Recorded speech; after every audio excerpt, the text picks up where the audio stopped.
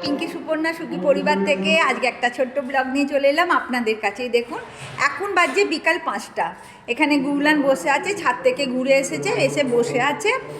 ওর পায়ে এখন ব্যথা হয়েছে, ও বেশি উঠতে পারছে না। কি জানি ওর কী পায়ে ব্যথা হয়েছে বুঝতে পারছি না। আজকে চান করিয়েছি, কে জানে চান করতে গিয়ে পায়ে ফায়ে লেগে গেছে কিনা। আমি কেউ করিয়েছি কিন্তু কই ওর তো লাগেনি, জানি না।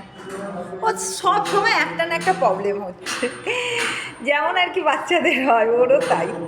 ঠিক আছে চলুন।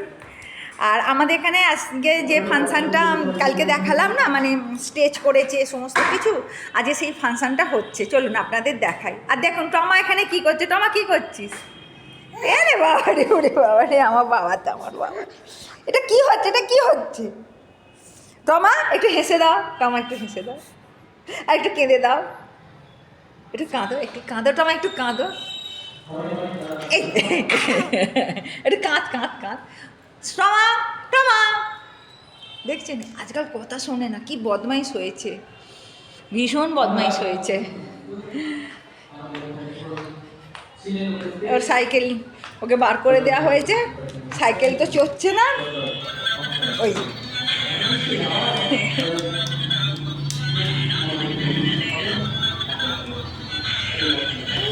সাইকেলে বস, এই সাইকেলে বস। ওই সাইকেলে ওর একটা মিউজিক দেওয়া আছে, সেই মিউজিকটা শুধু অন করছে। এই পড়ে যাবি বাবা, পড়ে যাবি। ছোনাটা ছোনাটা ছোনাটা।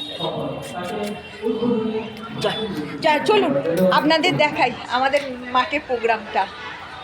এই যে দেখুন,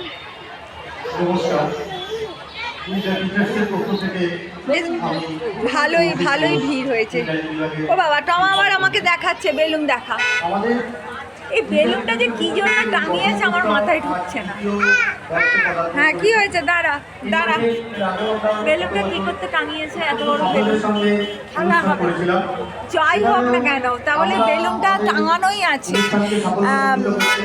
রাস্তা থেকে কেউ তো দেখতেই পাচ্ছে না কি লেখা আছে বেলুনের মধ্যে।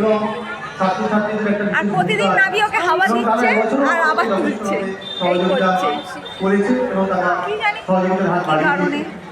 আমরা এই দ্বিতীয় বর্ষের টিচার্সের প্রোগ্রাম বসন্ত এসে গেছে। এই প্রোগ্রামটি করার ক্ষেত্রে অনেক বাধা বিপত্তি, অনেক সমস্যার সৃষ্টি হয়েছে, কিন্তু তা সত্ত্বেও আমাদের পরিষ্কার বোঝা যাচ্ছে না এবং ছাত্রছাত্রীদের একটা, ঠিক আছে সন্ধে হোক আবার ভিডিও করে ছাড়বো। হ্যাঁ আপনার যদি সন্ধ্যাটা যদি বোঝা যায়, অনেক আলো ফালো জ্বলবে তো, যদি বোঝা যায়।